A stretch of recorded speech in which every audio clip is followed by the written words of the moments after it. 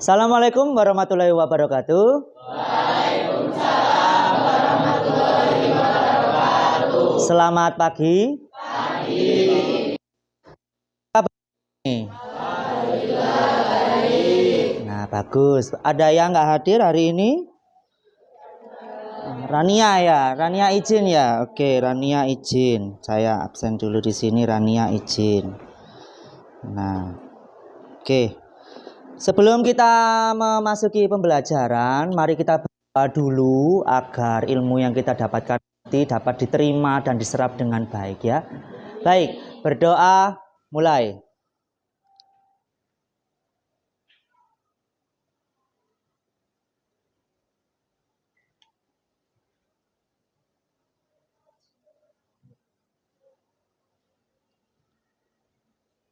Berdoa selesai. Oke, sebelum kita mempelajari materi pembelajaran hari ini, mari kita lakukan sebuah kegiatan untuk mengumpulkan konsentrasi kalian agar lebih siap lagi ya. Nah, kegiatan ini adalah kegiatan merilekskan pikiran kalian tadi sudah full dengan pembelajaran ya kan. Nah, hari ini akan rileks dan lebih siap lagi. Coba kamu duduk dengan tanpa bersandar. Terus kemudian kedua tangannya dibuka di atas paha ya kan. Kamu tutup matanya, tutup mata ya kan. Terus kemudian kamu ambil nafas dan buang nafas lebih pelan. Kita lakukan itu selama berapa menit saat musik saya akan. Paham ya? Kamu berusaha untuk merilekskan otot-ototmu dan berusaha untuk membangun fokusmu. Paham ya? Oke, bisa dimulai? Baik, saya mulai. Fase pelan.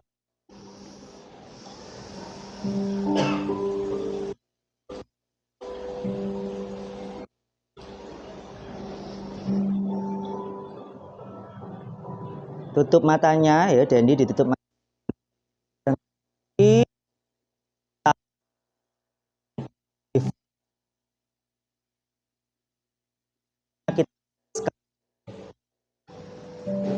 Lebih rileks, bangun konsentrasi di dalam otak kita.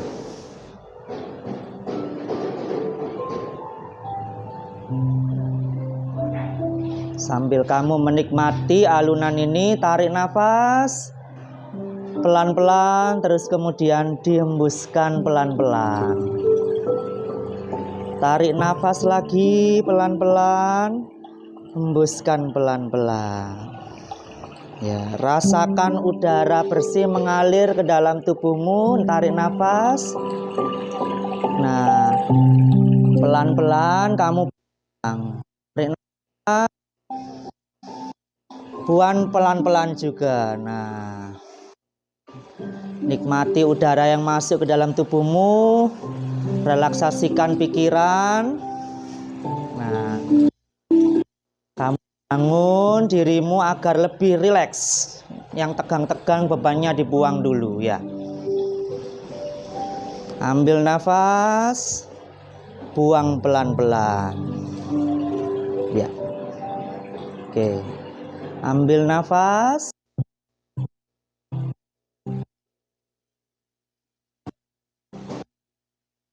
Fokus.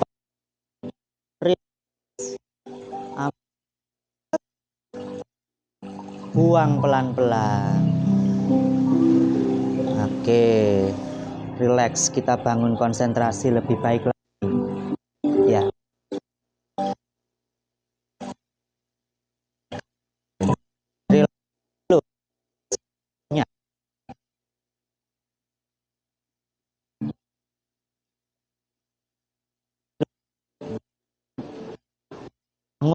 Kasih fokus, tutup mata.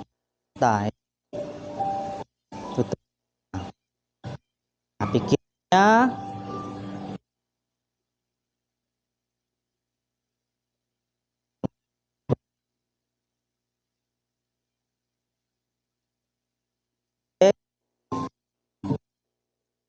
tarik nafas yang dalam, tarik nafas yang dalam, tarik nafas yang dalam.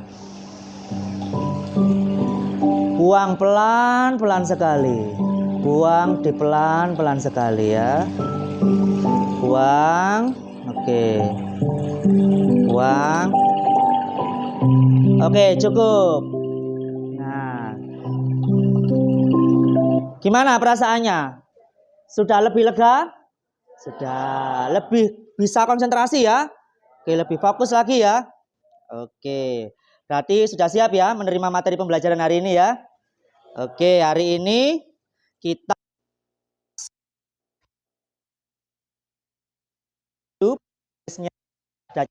tanya tulis pulpennya. Nah, terus kemudian nanti kita menuju materi pelajaran.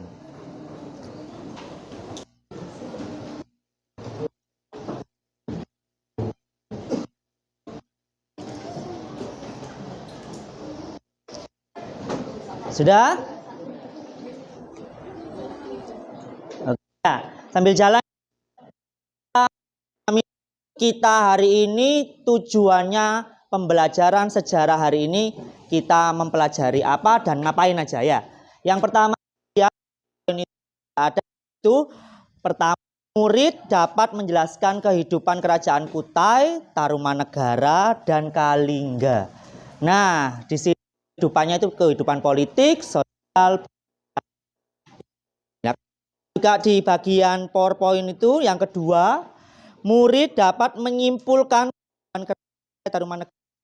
Kalian setelah paham harus bisa membuat kesimpulannya apa yang saya pelajari tadi. Paham ya? Terus kemudian kamu presentasikan ya kan? Mempresentasikan tadi apa yang sudah kamu buat ya kan ya? Apa yang sudah kamu pahami, kamu jabarkan dan kamu bagikan kepada teman dari kelompok lain. Nanti kita kegiatannya kelompokan. Paham ya? Oke, sambil konsentrasi saya menjelaskan. Oke, masuk itu. Nah,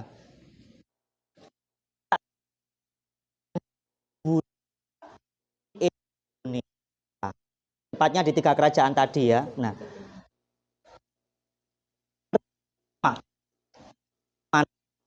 apa yang kamu ketahui tentang kerajaan Hindu-Buddha?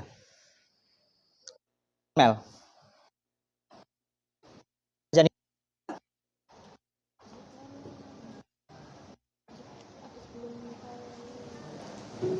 Sebelum merdeka. Ya, kerajaan sebelum Indonesia merdeka ya, betul. Kalau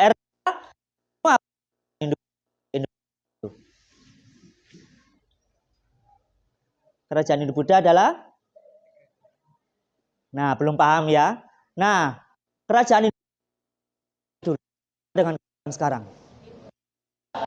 apa? Bedanya apa? Itu ada baju, Pak. Berarti telanjang gitu. Iya, kepercayaannya berbeda. Kalau dulu apa? Hindu-Buddha, mayoritas Islam. Oke. Berarti belum banyak yang paham ya, maka dari itu kita pelajari. Paham ya? Materi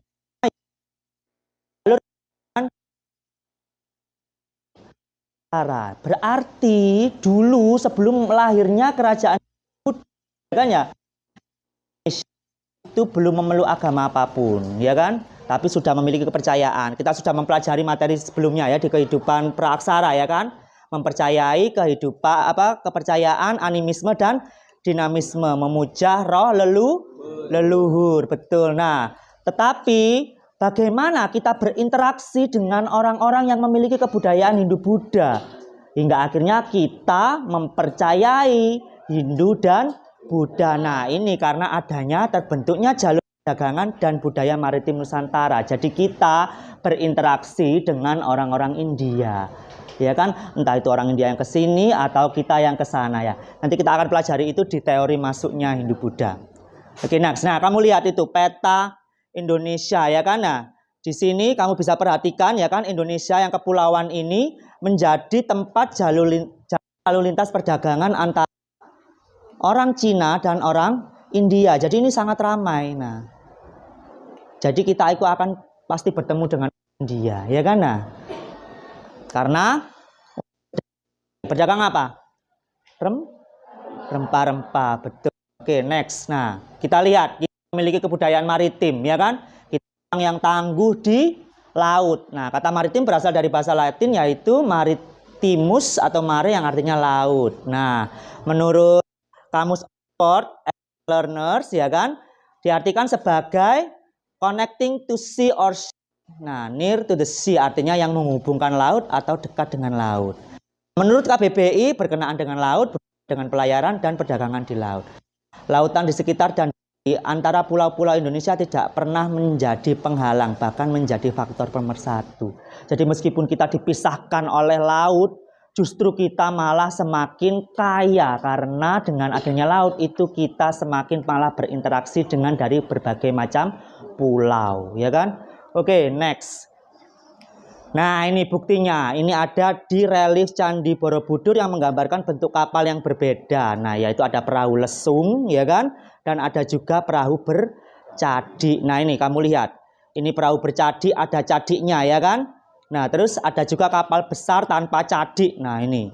Berarti sejak dulu, bahkan sebelum kita memiliki agama Hindu-Buddha, kita sudah berlaut. Siapa di sini yang takut dengan laut? Tidak ada ya, berani ya? Ya mungkin takut tenggelam. Oke, next. Nah, hal ini membuktikan bahwa masyarakat kuno ya sejak zaman dulu kita sudah bisa membuat apa ini? Kapal, betul. Nah, berarti sudah bisa berlayar kemana-mana. Nah, ini Kepulauan Nusantara terletak antara jalur perdagangan antara mana ini India dan Cina. Terus kemudian, nah ini Selat Malaka. Mana Selat? Nah ini Selat Malaka antara Semenanjung Malaka yang sekarang menjadi Malaysia dan pulau apa ini? Pulau apa? Sumatera. Nah ini menjadi gerbang utama. Jadi menjadi pintu gerbang antara hubungan dagang antara Cina dan Indonesia, India. Tapi apakah Indonesia juga tidak berdagang? Berdagang. Kita menjadi perantara, bandarnya kita istilahnya, ya kan? Nah, komoditas penting apa? Yaitu ini satu, ya tadi ya kan? Rempah. Contohnya apa? Kayu manis, cengkeh, pala. Selain itu apa lagi? Jahe. Nah, kunyit. Nah, betul. Nah, terus ini masuknya agama Hindu dan Buddha. Nah, kamu tulis sini ya kan? Menurut teorinya, Hindu-Buddha masuk di Indonesia itu pertama adalah teori Waisya. Nah, ini salah satu pendukung teori Waisya adalah N.J. Krom. Nah, ini yang mengemukakan. Nah, isinya apa teori Waisya? Nah, didasarkan bahwa motivasi terbesar datangnya bangsa India ke Indonesia adalah untuk ngapain? Berdagang. Dagang apa tadi? Rempah. Betul. Terus kemudian, nah akhirnya karena mereka berdagang, mereka ingin tinggal, ya kan? Terus kemudian berinteraksi dengan orang Indonesia dan mengenalkan kebudayaan Hindu dan Buddha. Nah, yang kedua kamu tulis teori kesatria. Salah satu pendukungnya adalah F.D. Bose, ya kan? Nah, di sini isinya yaitu pada masa lampau di India sering terjadi perang antar golongan. Jadi antara kerajaan-kerajaan India yang banyak itu ya kan di sana itu berperang sehingga para prajurit yang bangsawan itu meninggalkan India dan mengungsi ke Indonesia salah satunya, ke Asia Tenggara. Nah, terus ini di antara itu para pengungsi itu ada pula yang sampai ke wilayah Indonesia dan menyebarkan agama Hindu. Nah, ini yang ketiga ditulis. Teori Brahmana. Nah, ini yang mendukung teori ini adalah ini tadi. J.C. Van Leur. Nah, yang mendukung teori adalah J.C. Van Leur. Nah, bahwa para Brahmana atau kaum pendeta India itu yang menguasai ilmu keagamaan itu atau pemimpin suku datang atas undangan para pemimpin Indonesia, belum kerajaannya, masih suku pemimpin di Indonesia ya kan. Nah terus kemudian rangka melegitimasi kekuasaan mereka. Nah, ini teori Brahmana. Nah, sebab hanya golongan Brahmana yang mengerti dan menguasai kitab suci Weda. Kitab suci agama apa ini? Hindu. Betul.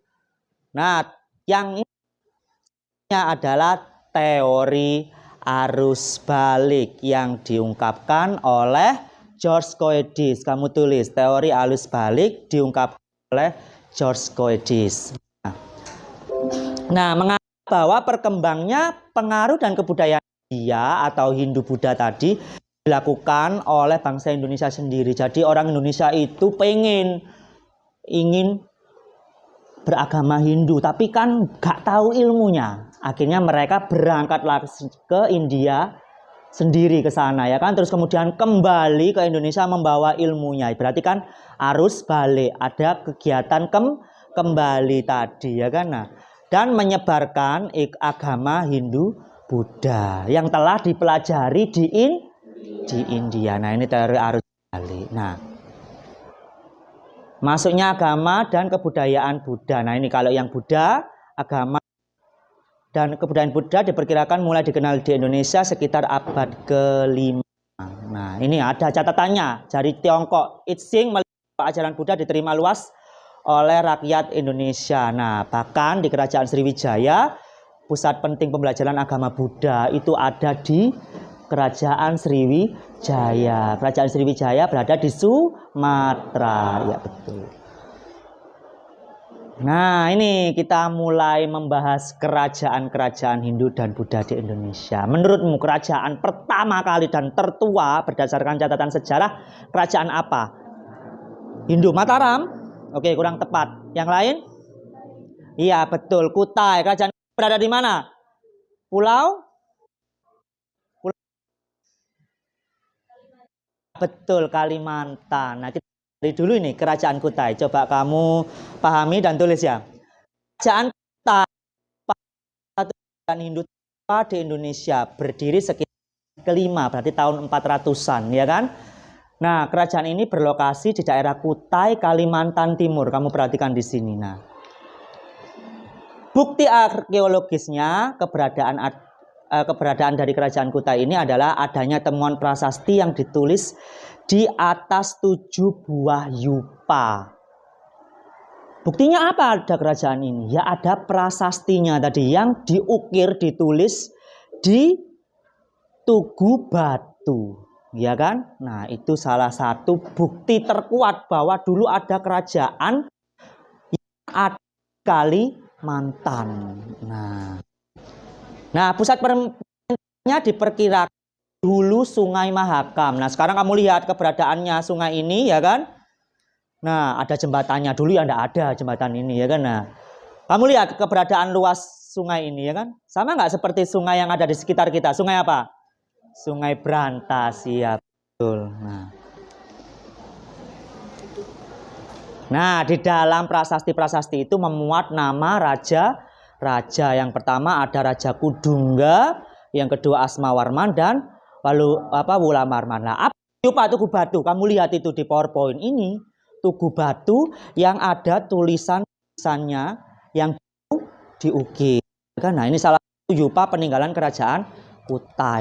Ini di dalam muat masih tentang raja, terus kemudian ada juga yang menceritakan di dalam prasastinya itu bahwa Raja Mulawarman melakukan upacara pengorbanan dan memberikan hadiah atau sedekah kepada para brahmana dalam bentuk sapi 20.000 ekor. Kamu perhatikan, itu lebih banyak manusianya atau sapinya pada waktu itu?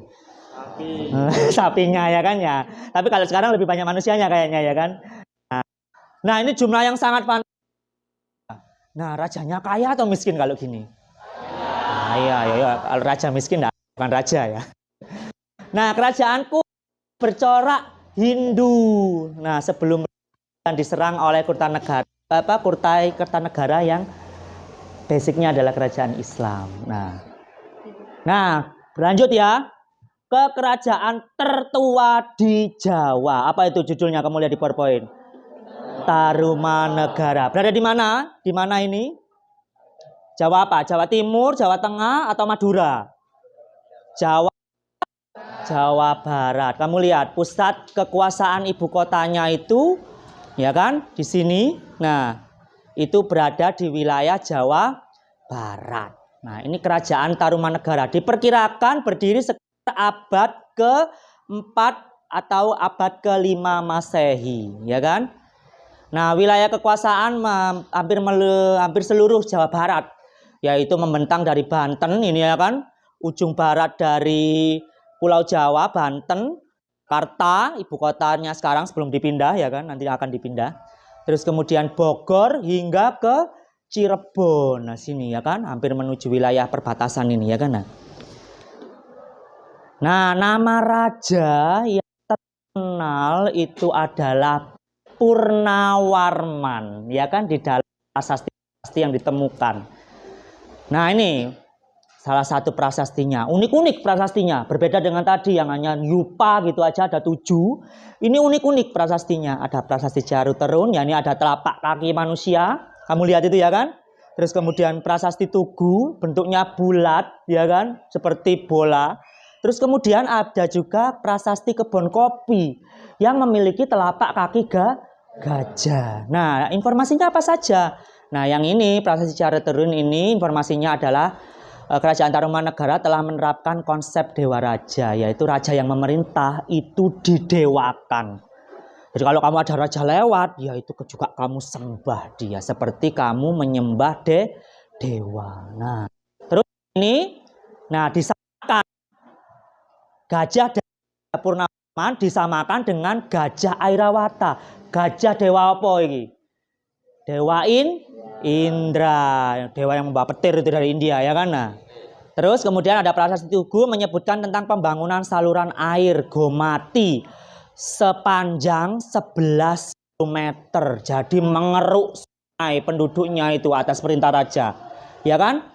Untuk pengairan pertanian. Berarti rajanya sangat peduli ya kan dengan rakyatnya. Nah, agar rakyatnya tidak kekurangan bahan pangan. Nah, panjang nggak 11 km itu? Ini pakai apa? Pakai mesin, Pak. Belum ada mesin zaman dulu ya. Nah, pakai sihir. Galinya ya masih tenaga manusia. Pakai tenaga alat-alat yang seadanya, pakai cangkul, pakai beliung seperti itu. Nah, tapi ini kan proyek yang mega proyek ya, mega besar. Mangkrak enggak? Enggak, buktinya selesai dan diabadikan dalam prasasti Tugu. Nah, ini kerajaan Tarumanegara berarti kerajaan yang biasa saja atau kerajaan yang hebat? Hebat, ya. Mereka tidak berkeberatan saat rajanya memerintahkan untuk menggali sungai. Makanya kamu jangan keberatan kalau disuruh untuk belajar, ya kan? Ini ada juga kerajaan yang terakhir, yaitu kerajaan Kalingga. Nah, kerajaan ini sangat unik, ya kan? Karena kerajaan ini dipimpin oleh seorang ratu. Kamu tulis, kerajaan Kalingga dipimpin oleh seorang ratu. Nah, ini bercorak Buddha di Jawa Tengah, ya kan? Kerajaan ini. Terus kemudian, nah buktinya adalah adanya catatan dari Cina, kronik Cina dari I Ching. Kamu lihat di situ, ya kan? Dengan adanya kerajaan yang dengan nama Holing dan berlokasi di Copo atau Jawa. Kita menyebutnya Kalingga, itu kan lafal dari orang Cina, ya kan? Nah, raja yang terkenal adalah Ratu Sima, ya kan? Perempuan. Nah, berdasarkan catatan dari Cina, ya kan, menyebutkan bahwa hasil buminya yang diperdagangkan seperti emas, perak, cula badak, dan gading gajah. Nah, ini komoditas perdagangannya nggak main-main, ya kan?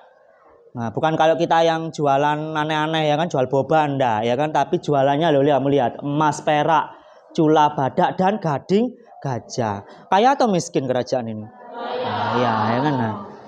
Nah, sepeninggal Kalingga terbagi dua, yaitu Kalingga Utara dan Kalingga Selatan. Nah, Kalingga yang Utara ini nanti yang menjadi cikal bakal dari kerajaan Medang yang membangun candi Prambanan dan candi Borobudur. Ya. Oke, kita stop di ini dulu ya materinya, Kerajaan Kalingga. Yang unik dari Kerajaan Kalingga ini, Ratu Sima selaku pemimpin itu dipilih langsung oleh rakyatnya, ditunjuk. Nah, demokrasi yang pertama mungkin ya dalam catatan sejarah kita itu ada pemberitaannya di berita Tiongkok bahwa ratu ini juga tidak segan menghukum anaknya sendiri hanya karena anaknya itu menyenggol tas emas yang bukan miliknya. Ya kan? Akhirnya dikorting sih meskipun hukumannya hanya dipotong ibu jari kakinya. Tapi berani menghukum, ya kan? Nah, harusnya kita juga harus berani ya menghukum para pencuri, ya kan? Seperti para koruptor itu lebih tegas lagi. Nah, ini memberikan pelajaran bahwa kita sejak dulu itu bangsa yang berani menegakkan hukum dengan tegas. Nah, kalau banyak kasus yang kurang tegas dalam menegakkan hukum, berarti masih perlu kita sebagai generasi muda untuk memperbaiki. Oke, kita sudah belajar 3 kerajaan. Yang pertama apa?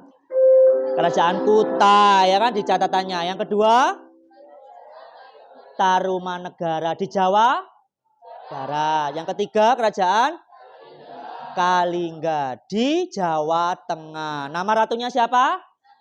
Ratu Sima. Oke, kamu sudah mengetahui informasi-informasi umum tentang 3 kerajaan ini, tempatnya di mana, ya kan ya.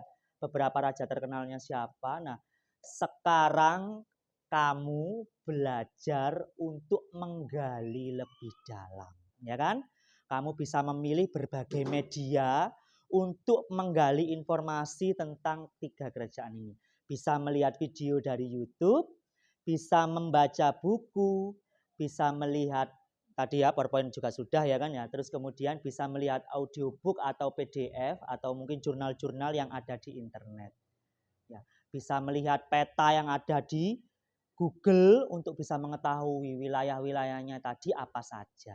Paham ya? Nah, terus kemudian setelah itu kamu secara berkelompok membuat infografis, membuat peta konsep, membuat PowerPoint, dan membuat poster. Nah, satu kelompok satu saja, tidak perlu kamu bebas memilih yang mana. Satu kelompok satu tadi ya dari 4. Paham ya? Oke, itu kelompok 1 dari sana ya. Ini kelompok 2, kelompok 3, dan kelompok 4. Oke, silakan berdiskusi dan memilih kamu mau membuat apa ya kan. Terus kemudian nanti informasi-informasinya dimasukkan ke dalam produkmu tadi ya kan. Terus kemudian kita presentasikan secara bergantian. Ada yang ditanyakan? Paham? Oke, silakan kerja kelompok. Ayo sekarang. Saya dan ayo duduk berkelompok. Nah, maju sini. Oh ya, jangan lupa ya, produknya ini dikerjakan menggunakan Canva, betul. Karena infografis, peta konsep itu kita pakai media Canva agar lebih mudah. Oke. Ya, silakan duduk berkelompok ya. Terus kemudian kamu buat tadi produknya apa? Kelompok 1 membuat kelompok 4. Kelompok 1 membuat apa? Membuat apa? Poster. Oke, membuat poster. Ini membuat apa? Infografis? Ya. Infografis. Oke, yang ini membuat peta konsep. Ini membuat PowerPoint. Oke, berarti tidak ada yang sama ya. Oke, bagus. Berarti kamu kerjakan, saya beri waktu 30 menit, terus kemudian kita presentasi secara bergantian. Semua kelompok anggotanya maju ke depan mempresentasikan hasil pembuatan produknya berupa infografis dan teman-temannya tadi. Tentang materi kerajaan, Kutai, Kalingga, Tarumanegara, dan Kalingga. Buat 3-3. Paham ya? Oke. Nih. Duduk berkelompok, duduk. Ayo duduk berkelompok ya. Di depan sini, di depan sini. Duduk berkelompok. Nah.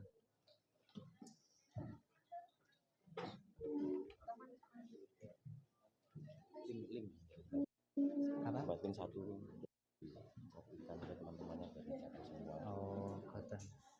Maksudnya biar bisa mengakses produknya gitu kan. Ya.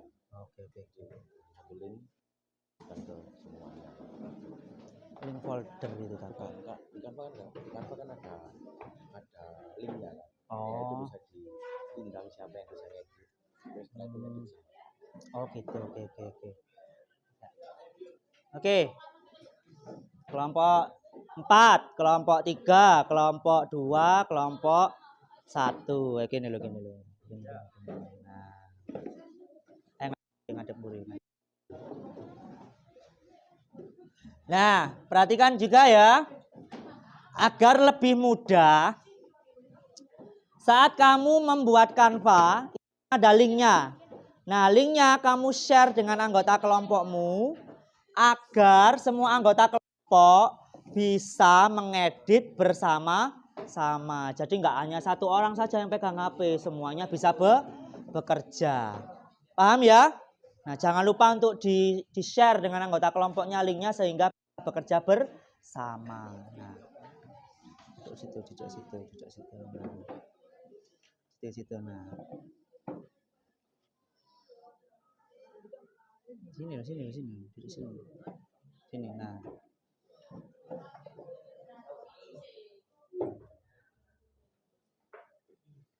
Nah, ini kan buat poster ya, berarti posternya ada 3. Ya kan Kerajaan Kutai, Kalingga, Kerajaan itu. Ini kalau susah materi yang tadi bisa dibuatkan poster desain itu aja ya. Nang wis. Template-nya ya disesuaikan gambar rojo yang masuk kayak buah-buah kan nggak cocok ya kan. Kerajaan yang kamu beli nuansa kerajaan sesuai dengan kerajaannya tadi ya kan. Nah, ini kan infografis ya, berarti kan produknya ada 3.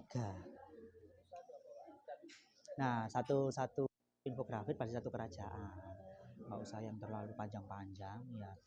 Informasi-informasi yang sudah saya berikan tadi bisa. Nah, kamu bisa buka YouTube, kamu bisa buka internet. Nah, buku juga bisa kamu buka untuk referensi. Ya, paham ya?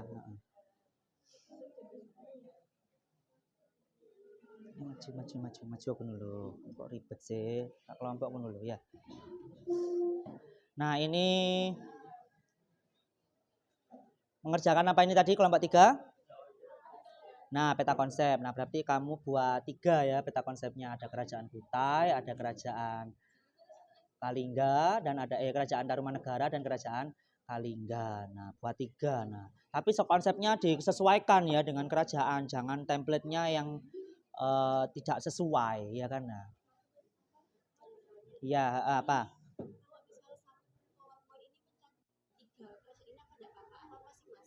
Boleh. Berarti gini, kamu satu PowerPoint tapi ada 3 kerajaan. Kerajaan Kutai dulu habis sampai slide keberapa, terus kemudian Kerajaan Tarumanegara, terus kemudian Kerajaan Kalingga. Nah, buat gitu aja nanti pada waktu kamu maju tidak berkali-kali ganti slide, ganti PowerPoint. Jadi langsung masuk slide gitu ya. Ya. Jangan terlalu yang ruwet-ruwet. Nah, yang sepahamu kamu bisa mencari dari berbagai macam sumber dari YouTube. Nah, itu dari ACC itu juga ada di situ ya kan. Terus kemudian kamu bisa juga jurnal-jurnal online yang bisa diakses dari internet yang membicarakan tentang itu. Yang pasti ya yang dibahas ada kehidupan sosial, kehidupan politik. Jadi raja-rajanya bagaimana. Yang kedua ada kehidupan ekonomi. Jadi perdagangannya bagaimana. Komoditasnya apa saja, makmur enggak dia kerajaannya, buktinya apa. Nah, yang ketiga adalah kehidupan sosial budaya. Jadi agamanya apa, dia memujanya bagaimana, itu kamu masukkan ke dalam PowerPoint itu.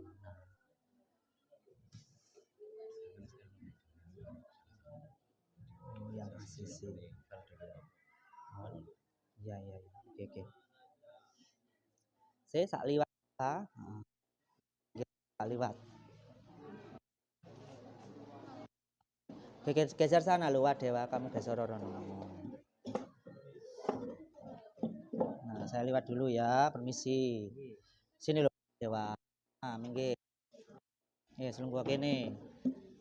Siva duduk sini sama Dewa. Nah, biar ada jalan. Nah, kamu di situ aja wes. Nah. Nah, ini saya beri contoh ya.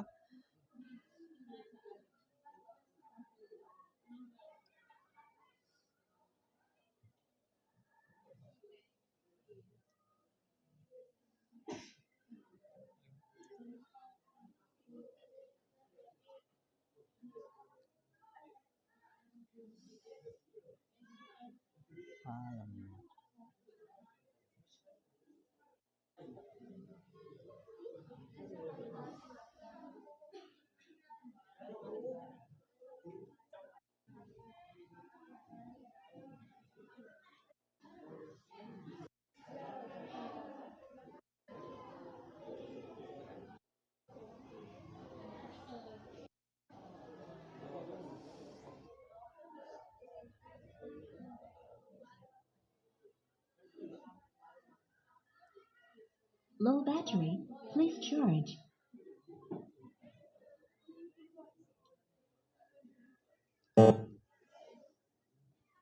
Ada charger enggak? Ini habis ini.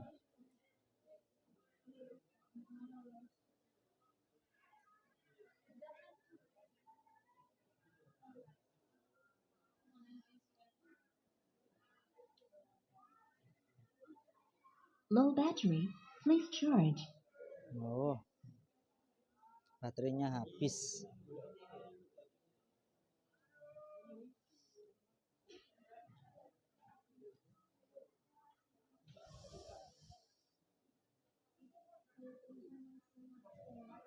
Nah, ini ada video. Sebentar ya.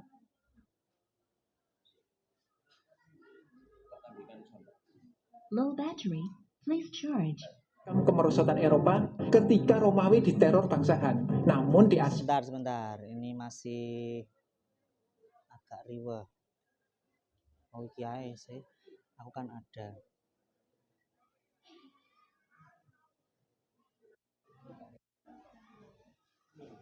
Analisa lengkap dari sisi.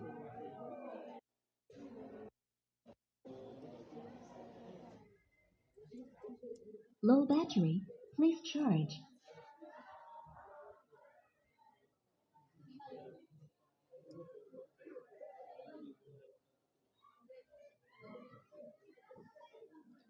Nah, sambil kamu mengerjakan ya, kamu coba tonton video ini dulu sebentar ya.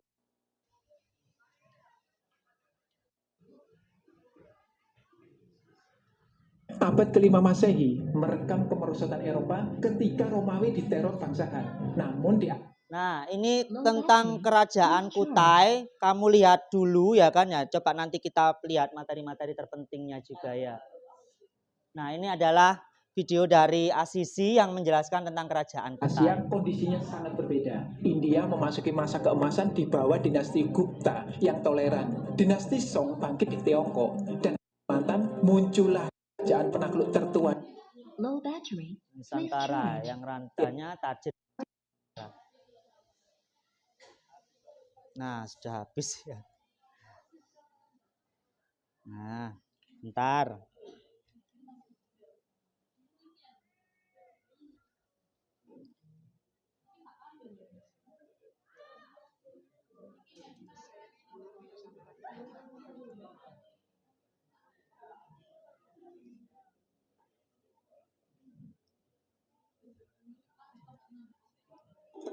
Nah, kamu perhatikan ini ya.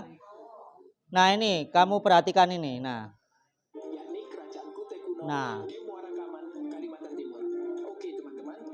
Bisa. Oke. Terima kasih, Bapak. Ini ya. Oke.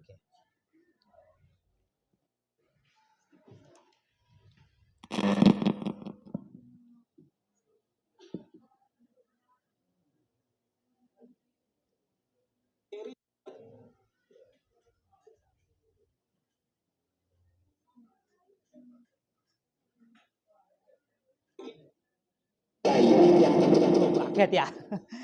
Maaf. Nah ini penuh dengan analisis tajam dan mendalam. Yuk. Sahabat Nah, ini. Raja dari Kalimantan meninggal. Nusantara masih mengalami kegelapan sejarah. Pewarisnya yakni Raja Mula Warman mengorganisir pasukan dan mulai membabat raja-raja lain, menjadikannya raja penakluk pertama di Nusantara. Setelah meraih kemenangan, Raja Mula Warman sambil kamu ngerjana kamu lihat ini sebagai referensi ya. yang berlimpah untuk para Brahmana. Sebagai rasa terima kasih, para Brahmana pun mengabadikan kebaikan dan keagungan raja pada tonggak-tonggak batu. Waktu terus bergulir, Raja Mula Warman dan kerajaannya lenyap dalam timbunan sejarah. Sekitar 1500 tahun kemudian, seorang peneliti Belanda, Herman van der Wal, menemui Sultan Kutai Kertanegara, sebuah kerajaan pencorak Islam di Kalimantan Timur. Ia merasa janggal karena kalung emas berat yang selalu dipakai Sultan dalam upacara kenegaraan penuh dengan ikonografi Hindu. Usut punya usut, rupanya kalung itu adalah artefak yang ditemukan di dekat Sungai Mahakam, tepatnya di Muara Taman. Sang peneliti yang penasaran ini pun menelusuri ke sana dan ia menduga ada jejak kerajaan Hindu di lokasi tersebut. Nyaris setengah abad kemudian, dugaan itu terbukti ketika Belanda mendapat laporan penemuan 4 prasasti berupa tonggak batu atau yupa di hulu Sungai Mahakam. Prasasti-prasasti itu pun dikirim ke Batavia, dan ketika diteliti, para emigran menemukan fakta yang sangat mengejutkan. Terus ikuti ya teman-teman, kita akan membentuk negara kita ke Kalimantan dengan kerajaan besar ini. Namun sebelumnya jangan lupa perspektif Anda. Nah ini. Prasasti Muara Kaman. Ada 7 tadi ya kan, prasasti Yupa, prasasti Muara Kaman. Kalimantan Timur. 4 di antaranya ditemukan tahun 1879 dan sisanya 5 tahun sebelum kemerdekaan Indonesia. Semuanya bercerita tentang Mula Warman, seorang raja besar yang memimpin sebuah kerajaan yang makmur di Kalimantan Timur. Nah, yang bikin para peneliti tercengang, tugu-tugu batu itu ditulis dalam bahasa Sanskerta dan dengan aksara Pallawa. Dan menurut filolog De Kasparis, Pallawanya itu dari masa-masa awal, sehingga diduga prasasti Muara Kaman ditulis sekitar abad hingga 5 Masehi. Hal ini menjadikannya tulisan tertua di Nusantara, dan otomatis kerajaan yang disebut di dalamnya adalah kerajaan tertua. Ya, kerajaan tertua di Indonesia ya kan. Ini diidentifikasi sebagai Kutai kuno. Nah, para raja Kutai. Nah ini kehidupan politiknya kamu perhatikan juga. Yang paling spesial adalah prasasti Muara Kaman I, karena di dalamnya terkandung silsilah raja-raja Kutai kuno. Kakek Mula Warman bernama Kuduga yang menurunkan Aswawarman. Dalam prasasti, Korban ini nggak usah sing abot-abot, yang umum-umum saja isinya ya. Kemungkinan Aswawarman ini yang mendirikan Kutai kuno. Kuduga. Nah, Diri saja buat tiga, biar tidak bingung. Ya. Okay. Kamu buat yang satu, dia buat yang 2 gitu loh. Nah, biar cepat selesai. Dengan munculnya kerajaan-kerajaan lain di sekitarnya. Baru pada masa pemerintahan putranya, Mula Warman, politik ekspansi dikejarkan.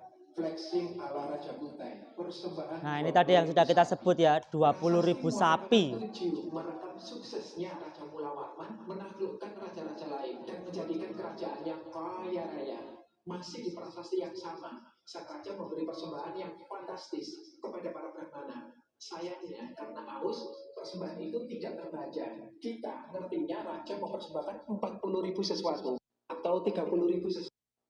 Tapi prasasti yang lain, kita jadi tahu Raja Mula Warman mempersembahkan 20.000 ekor sapi. Wow, 20.000 ekor sapi ya kan? Lebih banyak sapinya daripada manusia. Iya kan tadi. Habis baterainya Pak. Bentar ya, ternyata ini teknisnya masih habis baterainya, Amit. Oke, terima kasih.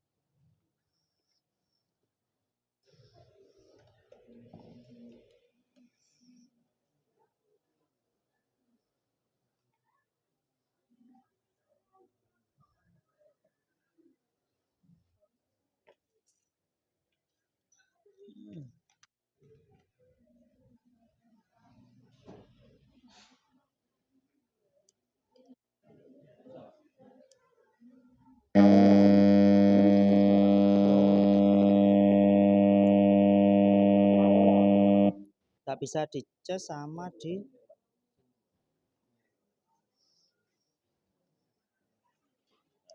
Oke. Ini ya nggak cukup Pak, gini loh suaranya ta.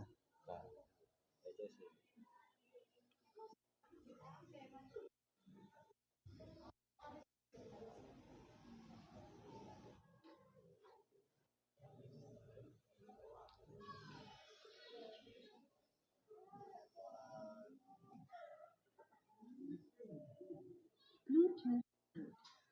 AUX mode.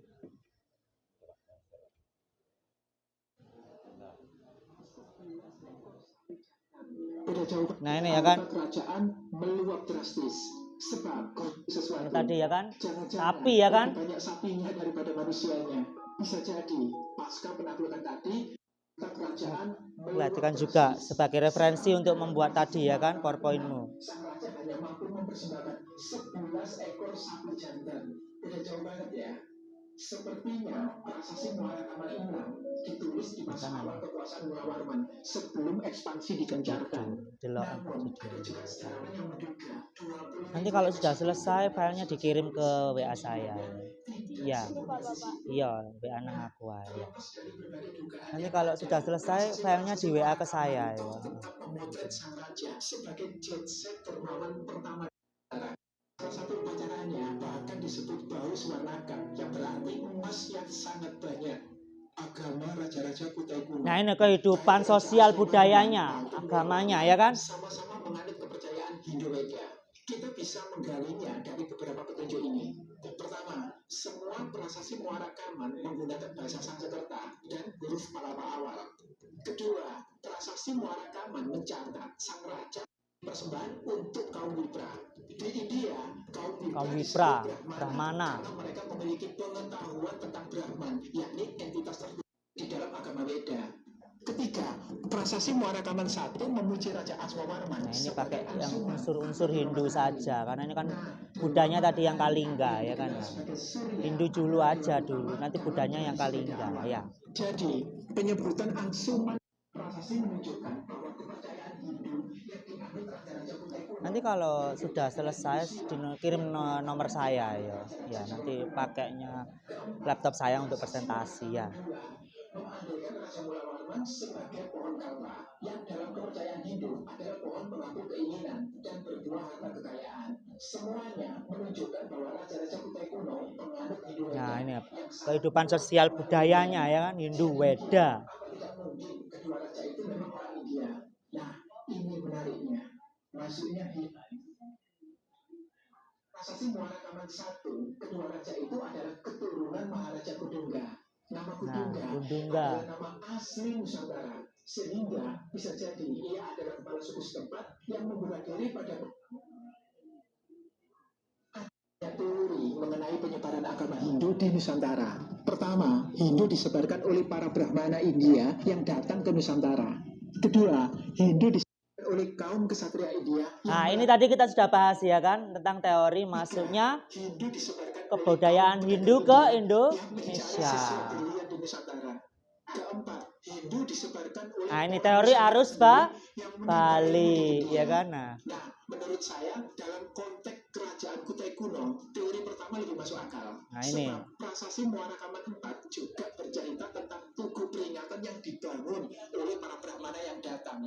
Menurut arkeolog Haryadi Satiko, datang yang dimaksud adalah datang ke Kutai. Ditambah lagi, mereka sangat mumpuni dalam memahat huruf Pallava, sehingga besar kemungkinan para Brahmana ini bukan asli Kutai, melainkan diimpor dari India. diimpor ya kan. Bukannya kaum Brahmana dilarang menyeberangi lautan ya? India juga punya peradaban maritim seperti Nusantara. Justru lebih masuk akal kalau Hindu itu dari Jawa dan kemudian menyebar ke seluruh dunia. Wah, tunggu dulu. Itu sumbernya dari mana? Dalam sumber sejarah manapun tidak tercatat loh bahwa kaum Brahmana dilarang menyeberang laut.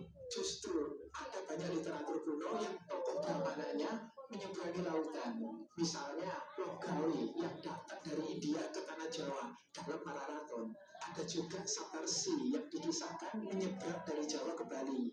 Sejak awal tarikh Masehi pun, para pedagang India sudah beredar di Nusantara. Jadi jalur maritim dari Nah ini India ke perdagangan Nusantara maritim tadi kita sudah bahas ya. Nah, saat Kedungga masih menganut kepercayaan pra-Hindu, yakni Austronesia dan Nusantara belum memiliki peninggalan tertulis, Hinduisme telah mencapai masa keemasannya di bawah pemerintahan dinasti Gupta. Bahkan di paruh abad ke-5 Masehi, di India Utara telah berdiri Universitas Nalanda yang menjadi jujukan dunia untuk belajar tentang Buddha sekaligus Hindu.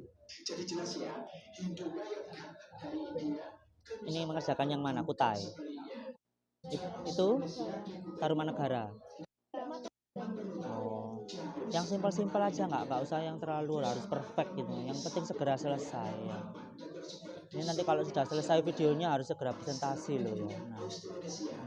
Inilah salah satu leluhur tertua Nusantara. Jejak-jejaknya bahkan masih bisa kita lihat sampai sekarang. Di antaranya pembuatan menhir, yakni batu yang Nah ini ritual. Tugu ya kan? Menhir Kamu perhatikan. sejak masa Politikum dan kembali ngetren di masa akhir Majapahit pada abad ke-15 Selesaikan Masehi. segera ya. Kalau ini penjelasan videonya sudah selesai, nanti kita langsung presentasi ya kan.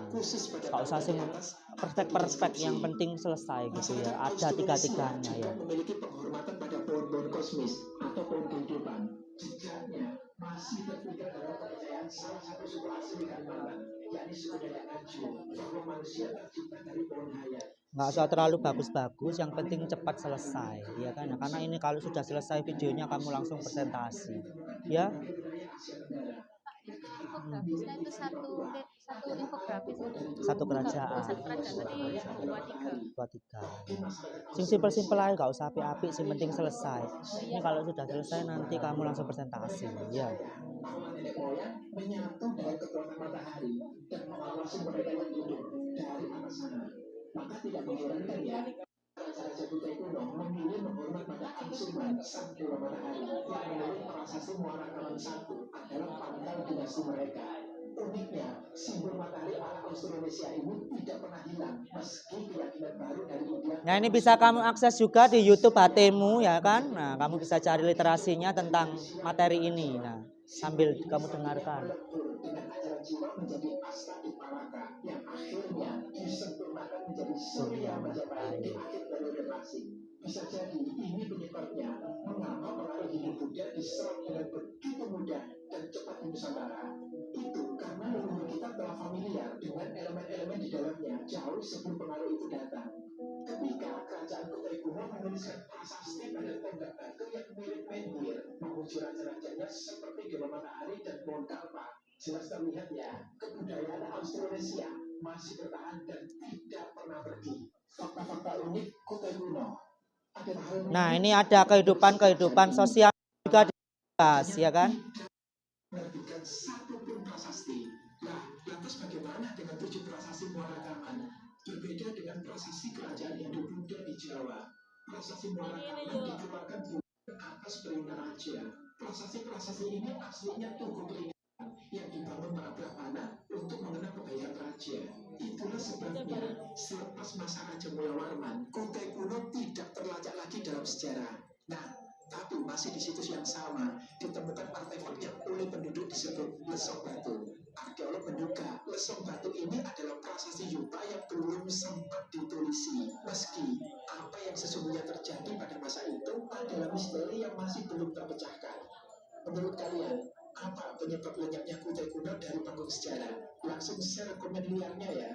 Kedua, Kutai kuno bukan satu-satunya kerajaan di Kalimantan yang menerima pengaruh India. Prasasti Muara Kaman 7 mencatat Raja Mulawarman menaklukkan banyak raja. Raja loh ya, bukan kepala suku. Nama salah satu raja lokal yang dilawannya terabadikan dalam prasasti sebagai Yudhistira. Jelas sekali, raja ini telah menganut kepercayaan Hindu dan mengadopsi nama yang sangat India. Ketiga, meski sangat kaya, Mulawarman tidak pernah membangun candi. Tampaknya kemampuan membangun candi belum dimiliki bangsa Mulawarman. Prasasti Muara Kaman sekedar menyebut tempat upacara mereka sebagai Waprageswara, dan para arkeolog pun masih bersilang pendapat. Nah ini kepercayaannya ya kan, Hindu Weda tadi ya kan, ada Waprakeswara. Berbagai pendapat itu dalam sebuah pemanahan, yakni tempat atau bangunan suci berpagar untuk memuja dewa. Dalam hal ini yang dipuja adalah dewa matahari.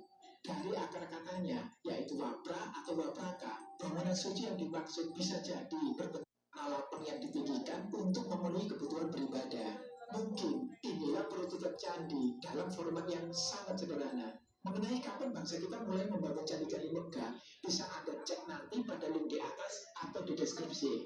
Keempat, nama kerajaan milik Mula Warman sebetulnya belum diketahui hingga kini. Nama Kutai pun sebenarnya dipilih sejarawan untuk menandai lokasi ditemukannya prasasti-prasasti Mula Warman. Aslinya, ketujuh prasasti itu sama sekali tidak memuat nama kerajaan yang dipimpin oleh Warman. Baru-baru ini ada yang menawarkan nama Martapura berdasar Sila Kutai yang menerangkan adanya kerajaan di Muara Kaman yang ditaklukkan oleh kerajaan Kutai Kertanegara pada tahun 1635 dan menyebabkan nama Kutai Kertanegara beribu ing Martapura. Namun itu pun belum bisa dipastikan kebenarannya, apalagi jika menyangkut kerajaan Mula Warman. Kitab Salasila adalah sumber sekunder yang lemah karena kitab Pemaksara Anak Melayu ini baru ditulis pada tahun 1846, 14 abad setelah para Brahmana menuliskan kebaikan Mula Warman pada prasasti Yupa. Untuk tips menentukan kesahihan sumber sejarah, bisa Anda klik nanti pada tautan di atas atau di deskripsi. Menurut saya, bisa jadi kerajaan Martapura ini adalah kerajaan belakangan menaklukkan kerajaan Mula Warman, sehingga para Brahmana pun berhenti menulis prasasti dan terburu-buru pergi meninggalkan tonggak batu yang belum sempat ditulisi, yakni lesok batu. Permisi. Bisa jadi kan ya, yang jelas untuk amannya saat ini sejarawan menggunakan nama Kutai Kuno untuk merujuk kerajaan milik Mula Warman. Yang matahari tadi, Ibu kota baru di Indonesia. di mejoku belum tak ambil. Makasih Pak. Akan berada di provinsi yang dulunya pernah menjadi pusat kerajaan Kutai Kuno, dan ini luar biasa karena di saat Jakarta menyimpan memori penjajahan dalam masa tersurat bangsa kita, Kalimantan Timur justru akan membawa kembali Indonesia pada kenangan terbitnya sejarah klasik yang bertampil pencapaian-pencapaian terbaik kita. Semoga pemindahan ini akan membawa perubahan budaya pada titik paling esensial, yakni kinerja para pejabatnya. Karena meski kiprahnya hanya sejenak, kerajaan Kutai Kuno memiliki arti penting dalam perjalanan sejarah Nusantara. Penulisan berupa Yupa atau tugu batu menandai keluarnya Nusantara dari zaman prasejarah menuju panggung sejarahnya. Prasejarah adalah masa ketika sebuah peradaban belum mengenal tulisan dan kita memahaminya hanya dari tinggalan-tinggalan artefaknya. Ketika sebuah peradaban mengenal tulisan, maka narasi sejarahnya semakin lengkap. Kutai Kuno Kalimantan bersama Tarumanegara di Jawa Barat telah membuka babak sejarah kita. Dan pada perkembangan selanjutnya, bangsa kita tidak lagi memerlukan Brahmana India untuk menuliskan aksara. Karena meski aksara Pallawa ikut menyebar bersama Hinduisme di sebagian besar wilayah Asia Tenggara, hanya di Nusantara lah aksara ini berubah bentuk, yakni menjadi aksara Jawa kuno pada tahun 760-an, lalu berkembang menjadi aksara Bali kuno dan Sunda kuno. Ini membuktikan leluhur kita bukan saja pembelajar gigih dan terbuka pada perubahan, mereka juga kreator ulung yang tidak menelan begitu saja budaya pendatang dengan perasaan minder dan inferior. Yuk, setelah menengok peradaban di Kutai Kuno, kita menengok masa depan dengan semangat yang sama, bijak dan percaya diri dalam memandang perbedaan. Layaknya jiwa-jiwa kreatif yang diwariskan leluhur dalam DNA kita. Nah, teruslah belajar sejarah agar tidak lupa jati diri kita. Betul. Oke, sudah selesai? Nah, saya beri waktu sedikit lagi. Kamu fiksasi, kamu finalkan. Terus kemudian segera kita presentasikan ya. Nah, kalau sudah selesai bisa dikirim ke nomor WA saya.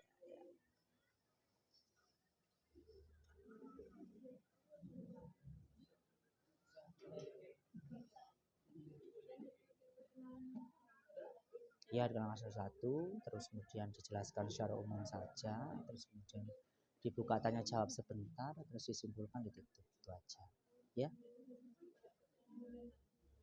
ya, mengenalkan kan nggak lama kan, mungkin 1 menit tak cukup kan. Amit Pak, amit ya.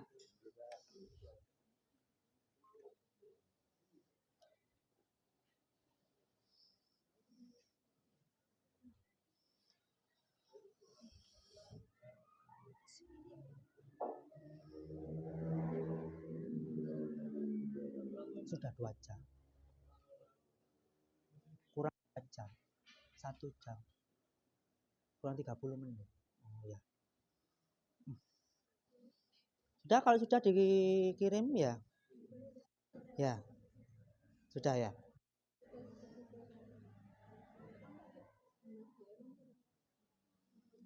Presentasinya 2 kelompok aja.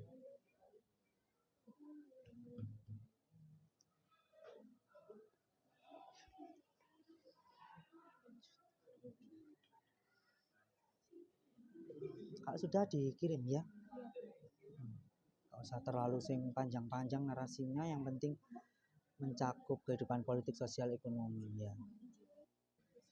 Segitu aja, beberapa kata gitu aja. Nggak perlu, karena pas itu kan sudah dibahas tadi ya kan. Sudah dikirim ke saya.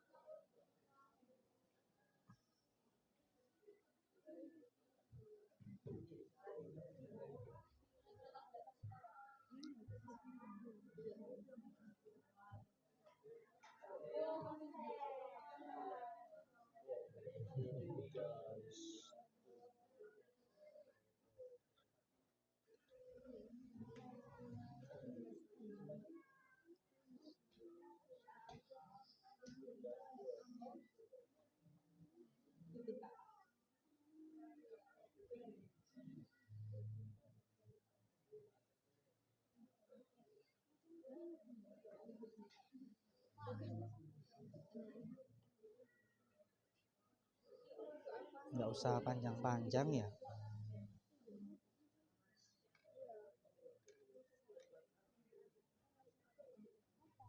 Yang selesai Kutai sudah kirim menang aku. Udah. Yang Tarumanegara, yang ini Kalingga sudah. Nggak usah lengkap-lengkap, yang penting muncul. Nah, kalau Tarumanegara Raja ini 1 Purnawarman saja, yang lain enggak masuk, hanya 1 raja ya, Purnawarman saja ya.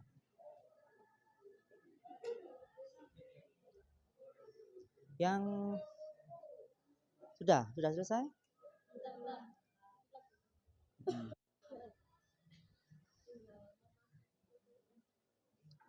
Enggak pakai foto enggak apa-apa, yang penting ada gambar-gambar. Zaman dulu kan belum ada foto tuh ya.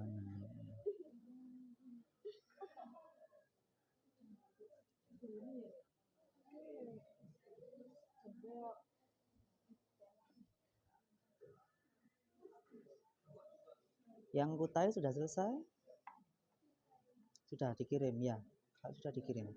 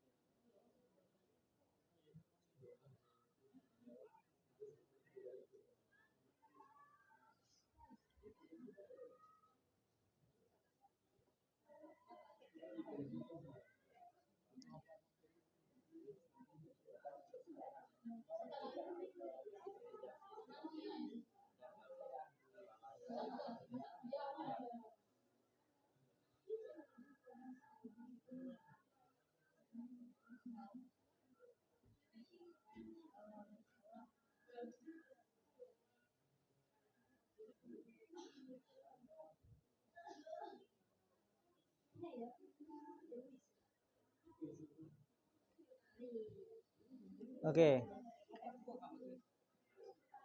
Kerajaan Kutai sudah? Kutai sudah, yang kelompok 2. Kalau sudah dikirim ke saya ya. Nanti kita bisa masukkan di PowerPoint, di LCD. Kiriman ke saya ya. Tarumanegara sudah? Kalingga sudah? Kalingga sudah? Nah, di. Nah, Tarumanegara sudah.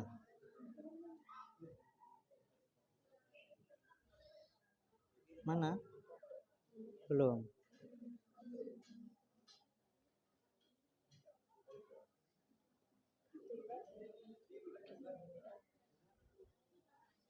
Nah, ini saya coba cekkan masuk di sini ya.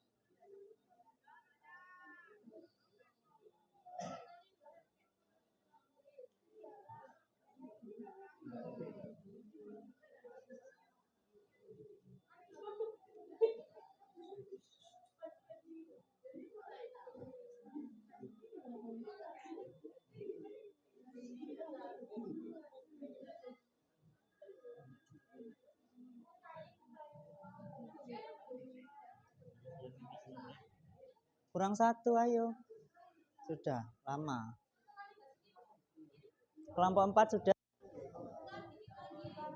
Kurang apanya? Enggak pakai foto enggak apa-apa.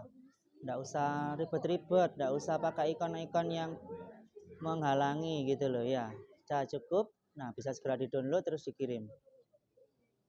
Jangan kerajaan Kutai, awakmu kayak prasasti Yupa kok ya kan. Nah.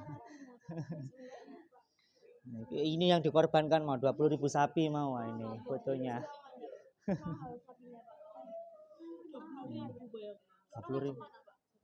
Ya kan sudah dikorbankan. Hah? Enggak, dikorbankan untuk Brahmana, berarti dipersembahkan untuk Brahmana. Gitu. Dikasihkan kepada Brahmana untuk dibudidayakan. Karena sapi kalau di agama Hindu kan tidak membunuh sapi, tapi kan susunya dimanfaatkan untuk berbagai macam bahan makanan dan kebutuhan. Kan digunakan untuk bijak sawah, ya kan, digunakan untuk susunya dimanfaatkan, digunakan untuk kereta, ya kan. Nah, itulah kenapa kalau kita sapinya yang tidak dibunuh itu manfaatnya juga masih banyak selain dagingnya diambil. Kalau kita di Islam kan dagingnya ya kan. Nah, tapi kalau dulu orang Hindu yang tidak membunuh sapi itu mereka menggunakan sapi-sapi itu untuk kepentingan berbagai macam kebutuhan seperti membajak sawah tadi ya kan. Nah, untuk kepentingan traveling juga menggunakan sapi ya kan. Nah, sudah di-download. Nah, kalau sudah dikirim ya.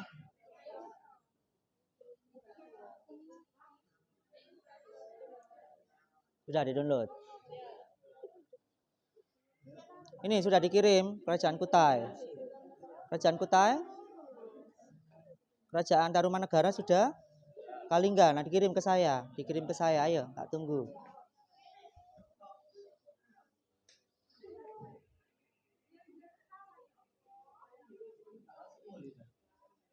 Kelompok 2.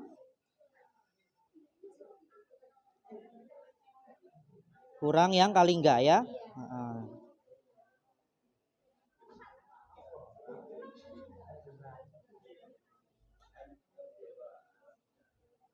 Arya.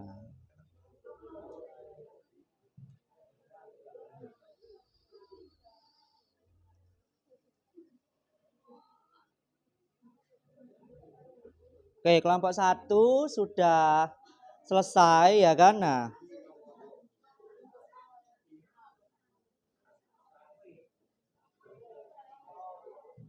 oke, kelompok 1 bisa 20 menit. Kelompok 1 bisa maju duluan, ayo presentasi duluan ya. Ayo. Nah,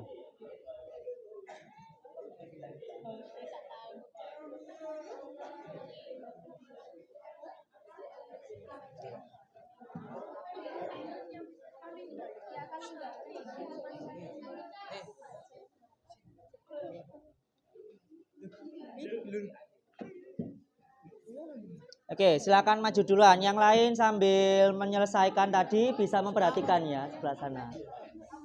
Sebelah sana.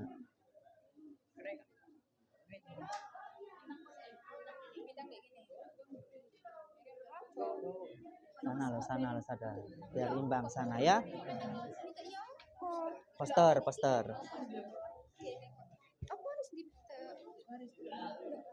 Oke, boleh dimulai. Silakan presentasi. Yang lain sambil ini ya menyelesaikan finishing, kamu memperhatikan ya. Nah. Assalamualaikum warahmatullahi wabarakatuh. Waalaikumsalam warahmatullahi wabarakatuh. Kami dari kelompok 1 ingin mempresentasikan hasil tugas kami, yaitu poster tentang Kerajaan Kutai, Kerajaan Tarumanegara, dan Kerajaan Kalingga. Sebelumnya izinkan kami memperkenalkan diri, yaitu saya Ika, saya Cynthia Kaila, saya Sheila Anggi, saya Dona Kirana, saya Cindy Atala, saya Alvino Bintang, saya Indah Nusantara, saya Kalimika, saya Desa Mulia, saya Jelisa Beriano. Nah, Setelah itu kami akan menjelaskan tentang Kerajaan Kutai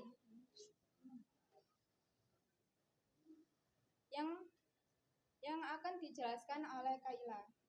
Kerajaan Kutai Martapura. Kerajaan ini kerajaan yang bercorak Hindu di Nusantara yang memiliki bukti sejarah tertua berupa 7 prasasti Yupa atau Tugu Batu. Kerajaan ini berdiri pada sekitar abad ke-4 Masehi. Asal mula nama Kutai. Nama Kutai berasal dari nama tempat ditemukannya prasasti.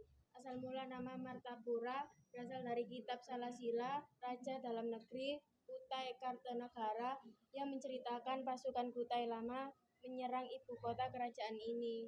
Nama raja: Maharaja Kudungga, Maharaja Asmawarman, Maharaja Mulawarman.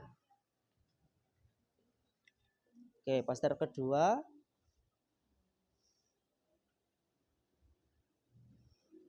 Nah, silakan dijelaskan. Lalu untuk poster Kerajaan Tarumanegara akan dijelaskan oleh Imelda. Apa itu Kerajaan Tarumanegara? Kerajaan Tarumanegara adalah kerajaan kuno yang berkuasa di wilayah Pulau Jawa bawah bagian barat dari abad ke-4 hingga ke-7 Masehi. Kerajaan ini didirikan oleh Jayasingawarman pada tahun 3808 Masehi dan mencapai masa kejayaan di bawah kepemimpinan Purnawarman, cucu dari pendiri kerajaan tersebut. Siapa sih raja dari Kerajaan Tarumanegara?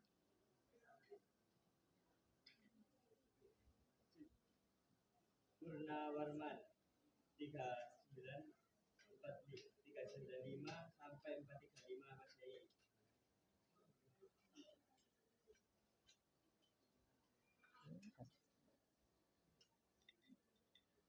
Apa saja peninggalan Kerajaan Tarumanegara?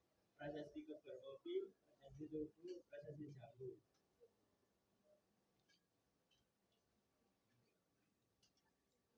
Sejarah Kerajaan Tarumanegara bersumber dari sejumlah prasasti yang berasal dari abad ke-5 Masehi. Prasasti tersebut diberi nama berdasarkan lokasi penemuannya, yaitu Prasasti Iaruseu, Prasasti Pasir Koleangka, Prasasti Kebun Kopi, Prasasti Tugu, Prasasti Pasirawi, Prasasti Muara Janten, dan Prasasti Cidanghyang ya.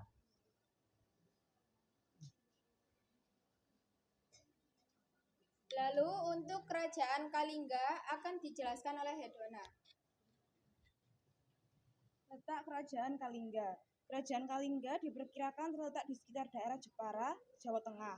Kerajaan Kalingga merupakan kerajaan Hindu-Buddha yang berdiri di Jawa Tengah pada abad ke-5 hingga abad ke-8 Masehi. Pemimpin Kerajaan Kalingga. Raja Kalingga yang terkenal adalah Ratu Sima, yang dikenal sebagai penguasa yang bijaksana dan adil. Prasasti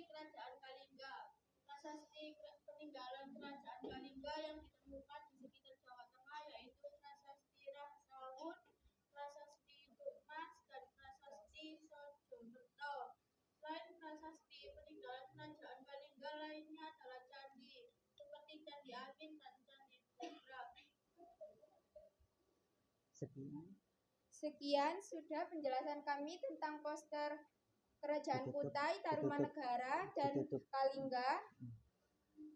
Terima kasih atas perhatiannya. Mohon maaf jika ada salah. Wassalamualaikum warahmatullahi wabarakatuh. Waalaikumsalam. Kita apresiasi dengan tepuk tangan. Oke, selanjutnya adalah kelompok 2. Sudah semua? Ya, silakan kelompok 2. Sudah atau belum? Belum dikirim. Kelompok 3 sudah ya? Sudah dikirim ya? Silakan kelompok 3 bisa maju duluan. Belum di-download. Kelompok 3 ayo maju. Nah. Burung Mbak. Nah.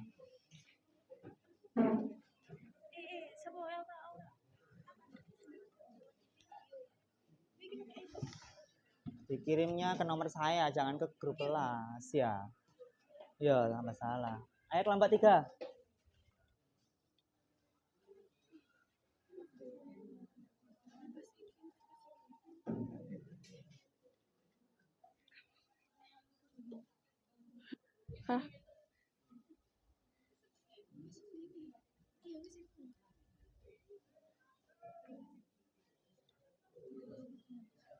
Belum dibuka.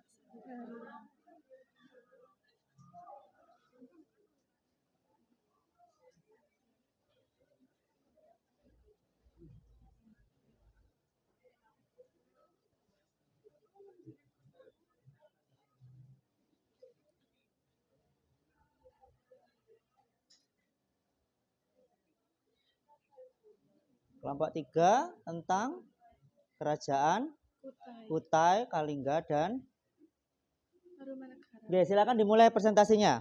Assalamualaikum warahmatullahi wabarakatuh. Waalaikumsalam warahmatullahi wabarakatuh. Kami dari kelompok 3 akan mempresentasikan PPT kami yang berjudul Kerajaan Kutai, Kerajaan Kalingga, dan Kerajaan Tarumanegara. Perkenalkan, nama saya Zazaki Sina Maidona dari absen 36. Saya Bunga Alicia Putri Yasmin dari absen 37. Nggak usah absen. Perkenalkan, saya Rail Malaysia. Perkenalkan namanya. Nama saya Asif Armatullah.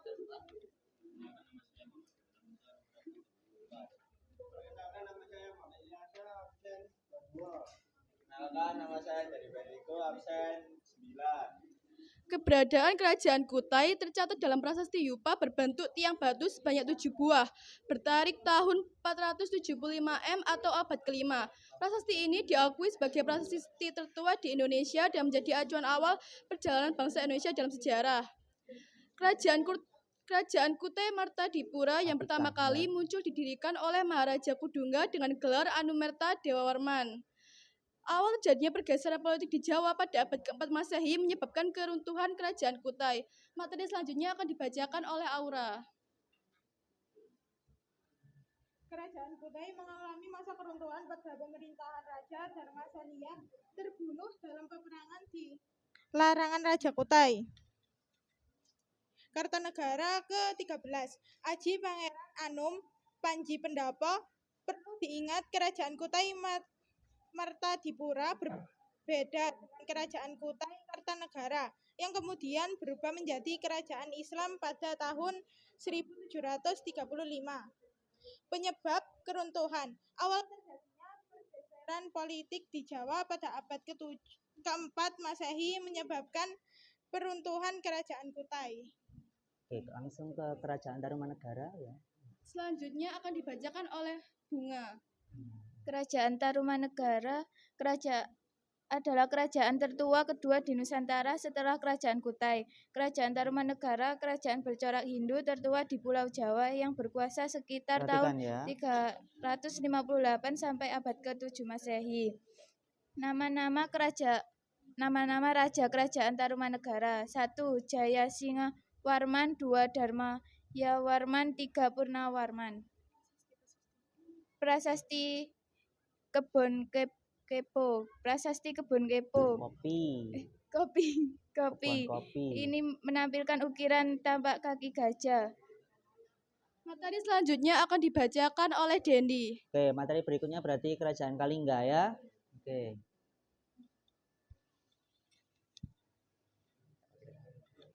Kerajaan Kalingga. Apa ini? Nah, Kerajaan Kalingga adalah kerajaan bercorak Hindu, Buddha. Yang pertama muncul di pantai utara Jawa Tengah pada abad ke-6 Masehi bersamaan dengan Kerajaan Tarumanagara dan Kerajaan Sriwijaya. Salah satu bukti adanya Kerajaan Kalingga yaitu adanya prasasti Tukmas yang ditemukan di lereng barat Gunung Merapi, Magelang, Jawa Tengah. Prasasti ini bertuliskan huruf Palawa dan bahasa Sanskerta. Kalingga, tutukannya tadi. Keruntuhan kerajaan. Keruntuhan kerajaan Kalingga disebabkan serangan dari kerajaan Sriwijaya. Masa keemasan kerajaan Kalingga diperoleh di bawah kekuasaan Ratu Sima. Akan tetapi setelah Ratu Sima meninggal dunia pada 695, kerajaan Kalingga mulai mengalami keruntuhan. Bahasa yang digunakan yaitu bahasa Sanskerta, Jawa kuno, dan Melayu kuno. Pada saat itu hanya terdapat dua agama yaitu Hindu dan Buddha.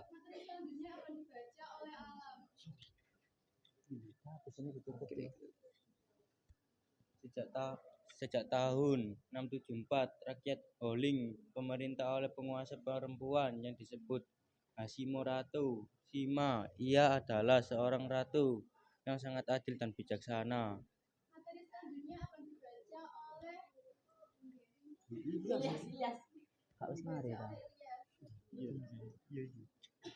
Kalingga ada antara abad ke-6 dan ke-7 dan itu adalah salah satu kerajaan Hindu Buddha paling awal yang didirikan di Jawa Tengah.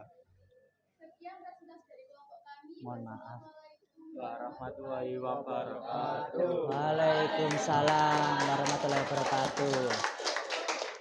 Oke, untuk yang kelompok 2 dan kelompok 4 presentasinya kita lanjut pada pertemuan berikutnya ya.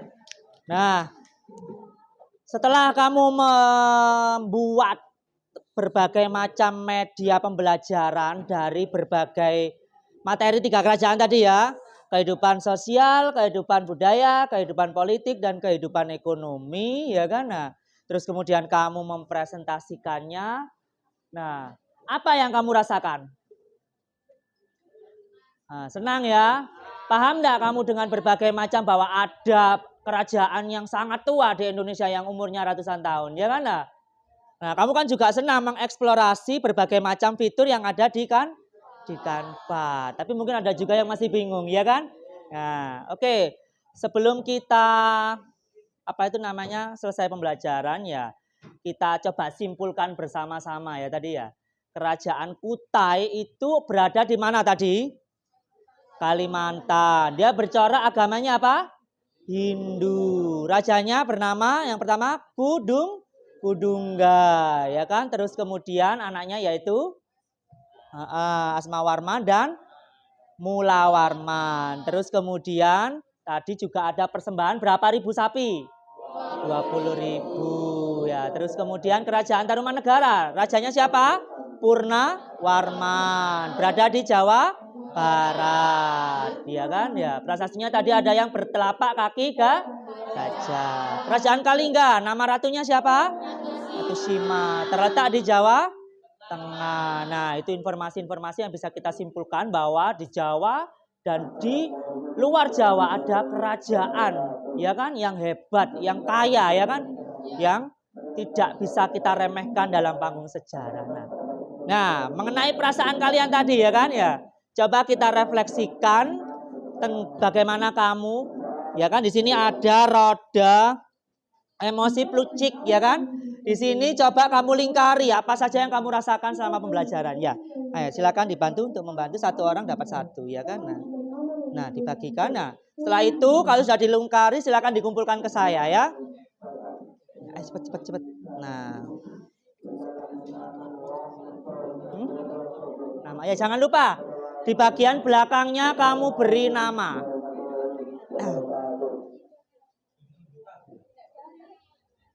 Dapat tak? Ada bisa apa-apa wis. Di sana mungkin. Ada yang lebih, ada yang lebih. Nah, ini. Nah, ini ada. Nah, ya.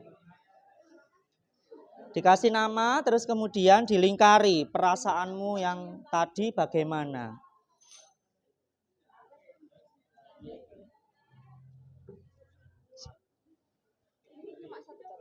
Iya, satu aja yang dirasakan apa ya. Senang, bingung, pusing atau capek. Iya kan? Nah.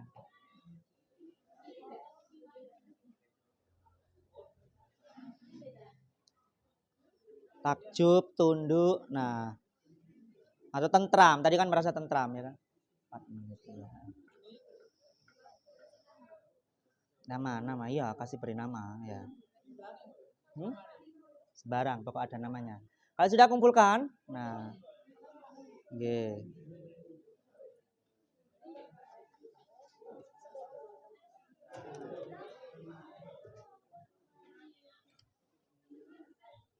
Sudah?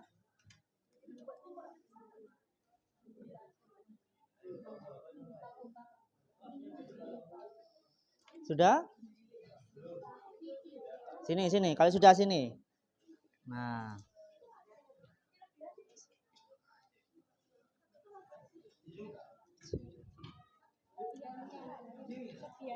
Oh, lebihannya. Oke, kena misal.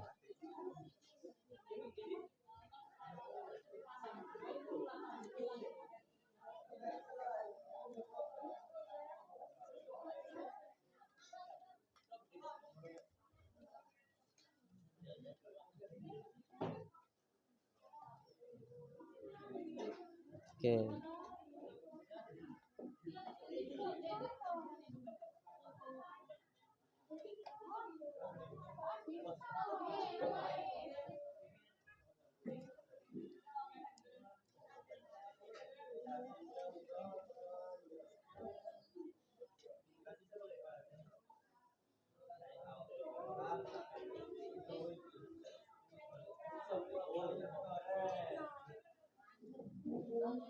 Sudah, kumpulkan sini. Oke, sambil kembali ya. Ini kosong. Kosong satu situ, oke.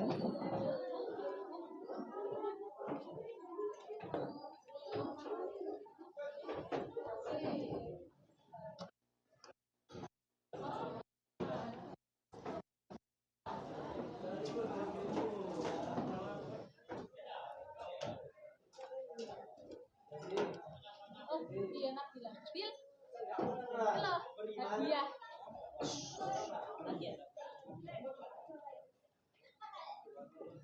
Oke, kita masih kegiatan refleksi ya ini. Ya, duduk dulu ya. Duduk dulu. Nah, sempat saya baca tadi beberapa, ada yang merasa takjub, percaya, optimis, tertarik, ada juga yang terkejut, terkesima, ya kan ya? Ya, saya panggil beberapa siswa saja untuk menjelaskan bagaimana perasaanmu tadi ya. Ika, silakan maju. Monggo dibacakan apa saja yang kamu rasakan ya. Hah? Ya di sini. Sini monggo, di sini naik boleh. Nah, nama saya Ika. Nah.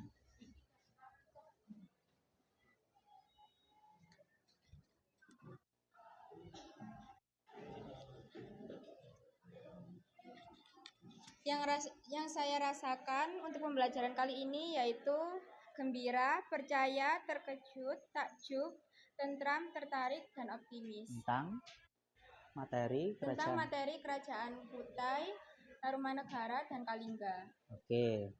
Ya, terima kasih Ika. Selanjutnya Sio. Ditaruh dulu tasnya ya.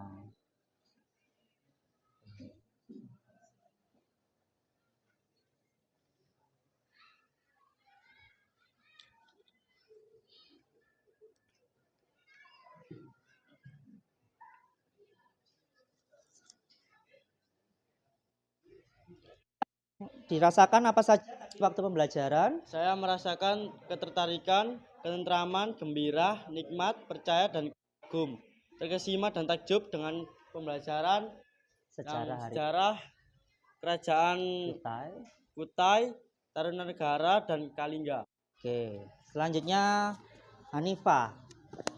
Oke. Monggo.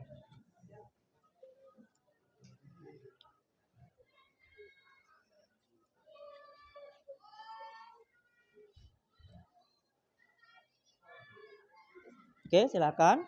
Yang saya rasakan itu optimis, gembira, tertarik, antisipatif, percaya, kagum, dan terkesima dengan pembelajaran sejarah yang mengenai tentang Kerajaan Kutai, Tarumanegara, dan Kalingga.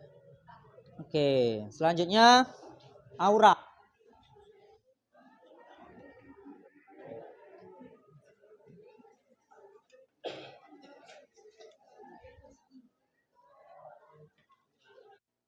Yang saya rasakan pada pembelajaran kali ini yaitu Mikrofonnya. optimis, tertarik, percaya, terkesima, takjub Tentang pelajaran dalam pelajaran Kerajaan Kalingga, Kerajaan Tarumanegara, Kerajaan Kutai. Kutai. Oke. Selanjutnya Erlita.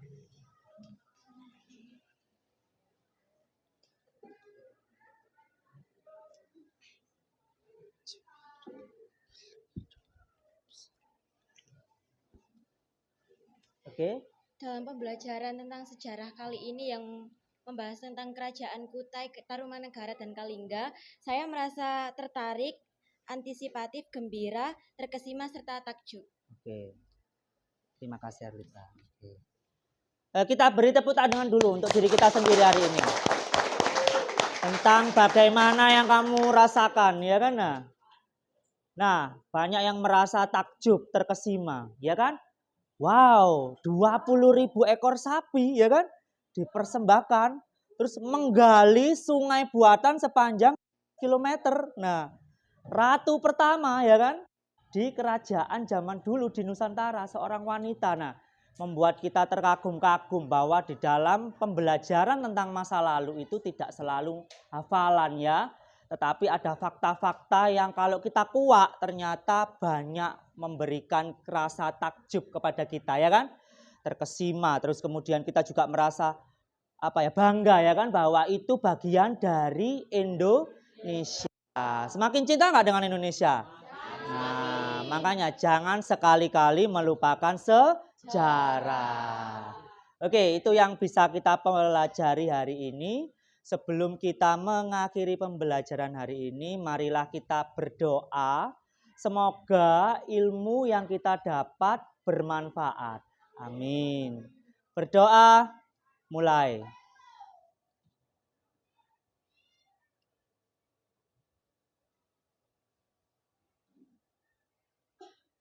Amin. Berdoa selesai. Oke. Hati-hati di jalan waktu pulang ya kan. Nah, semoga konsentrasinya tetap dijaga, terus kemudian sampai selamat di rumah ya kan. Kemudian nanti bisa lanjut kegiatan berikutnya ya kan. Nah, oke, saya akhiri. Assalamualaikum warahmatullahi wabarakatuh.